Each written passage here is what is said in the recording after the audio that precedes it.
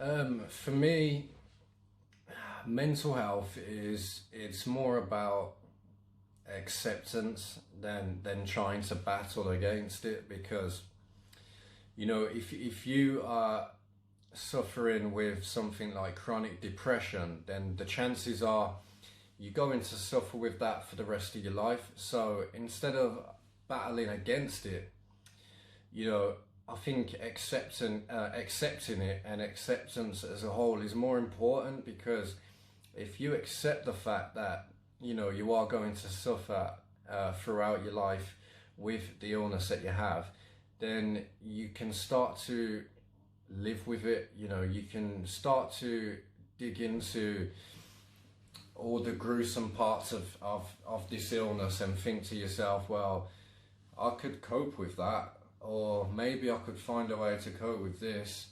And you can start to find ways to manage and cope. And I believe that's a better way of looking at things, because the more we battle and try and fight against it, it's draining, man. And the energy it takes, it's so hard to bounce back, because once we feel like we've won a battle with a phase of depression, from a phase of depression, then it zaps so much energy out of us, and we might then start suffering with our anxiety, or we then might be suffering with some kind of emotional disorder, because it almost feels strange when you wake up and you have a day where it's actually a good day and you don't feel depressed and you're in an uplifting mood. You're able to go outside and do things, get things done, and it almost feels strange. It feels like something's not right, because with depression is very, very difficult, and it's very sad and very lonely, and it makes you feel like nobody wants to love you, and it also makes it feel like it's impossible to love and give love.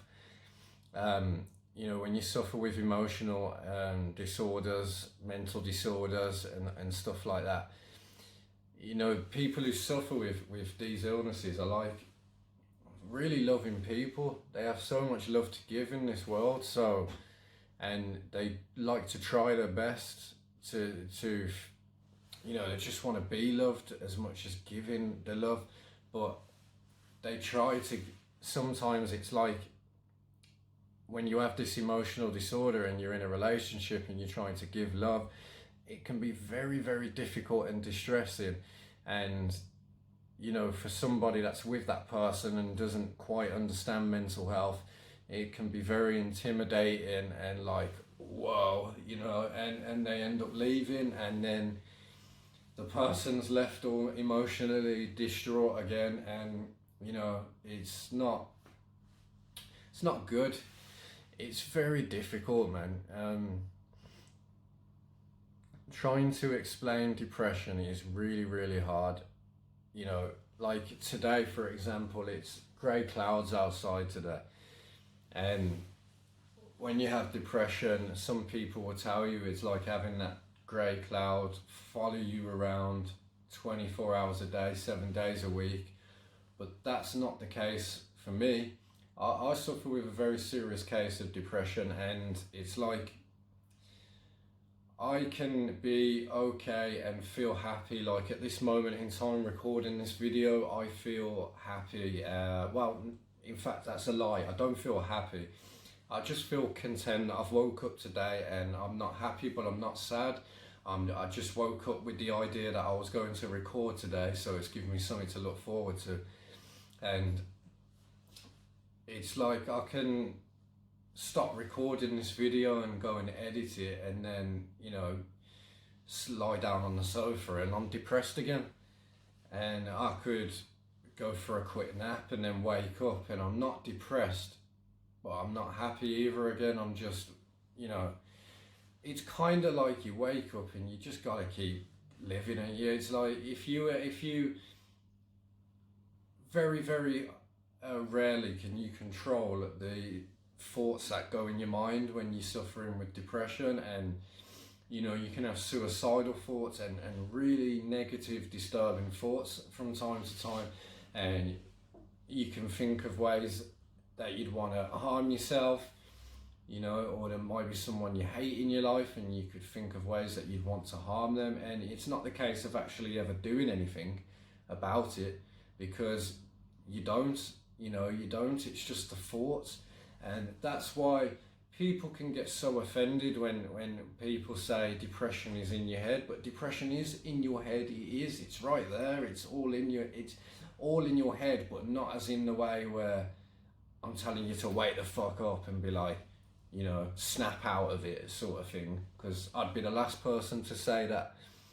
What I'm saying is, it is inside your head, and the thoughts and the voices and the negativity, and it really, really drowns you down. Like, you could be feeling happy and then all of a sudden you get a negative thought and you're out for the count, the curtains are closed.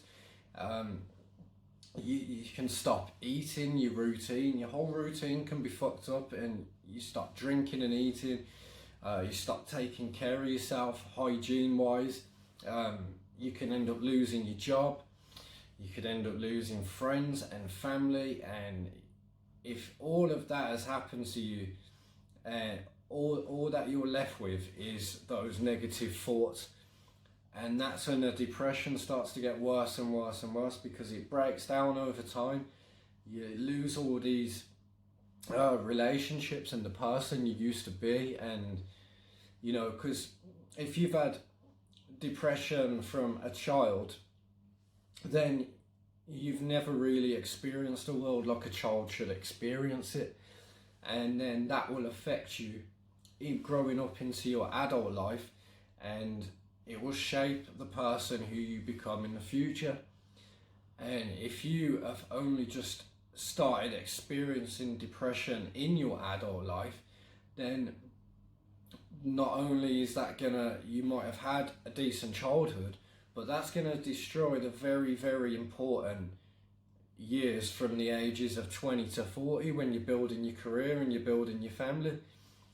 So depression isn't just about feeling sad for a couple of days or a couple of weeks and then, making an incredible change in your life. It's not about, that's not what depression is.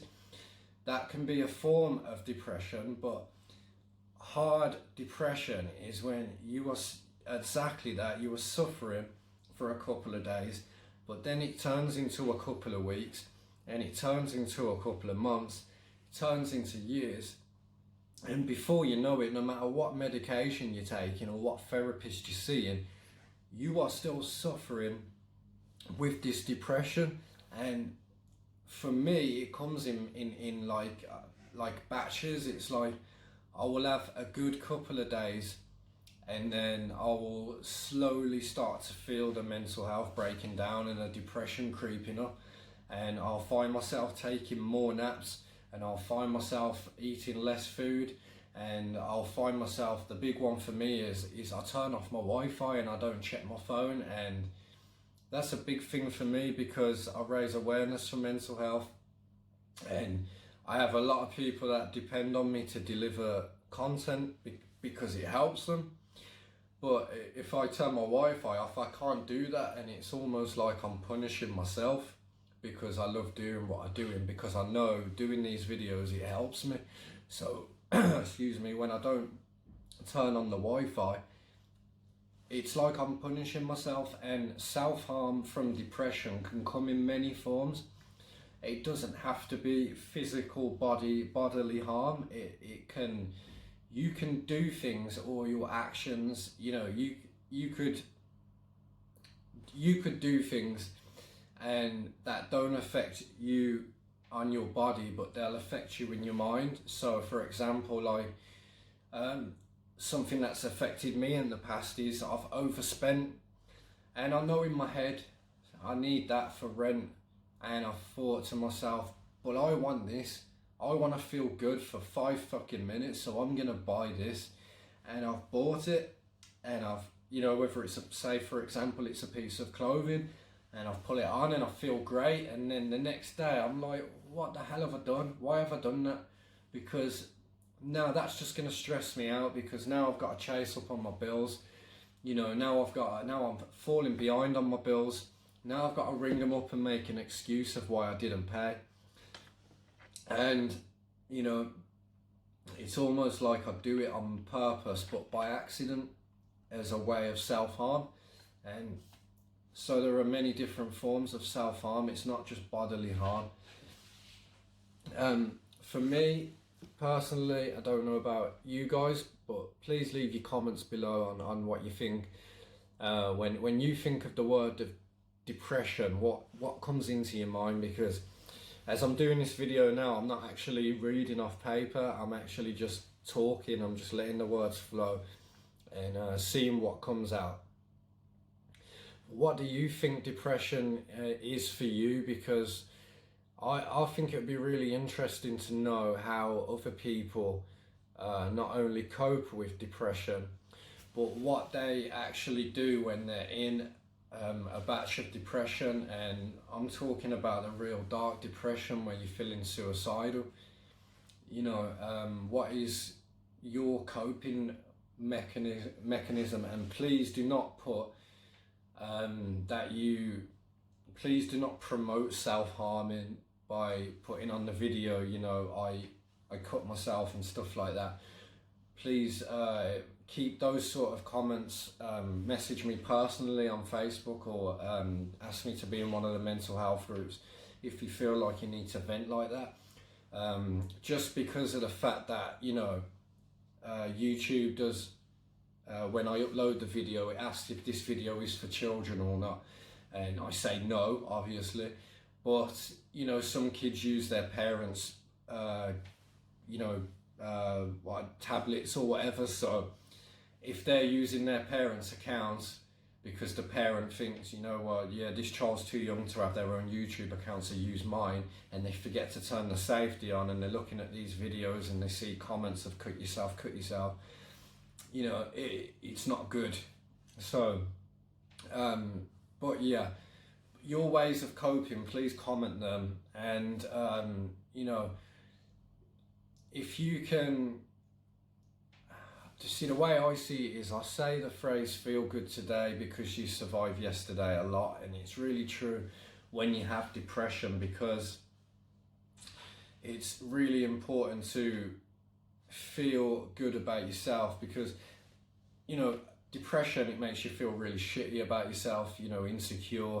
You start hating all parts of your body, and you hate to stand the sight of yourself. And some people even find their own voice just irritating to the point where they don't even speak. So what I try and do is I try to pick something that I do like about myself. For example, I like my eyes, so I try to feel good about that. You know, I could say I like the way I'm able to do these videos when I suffer myself. I like that about myself, and it's important to pick out something, even if you think it's really small, that you like about yourself, and say it out loud, and try to feel good about it, and try to improve upon it and make it even better, because then that will give you confidence to try and make some other changes in your life.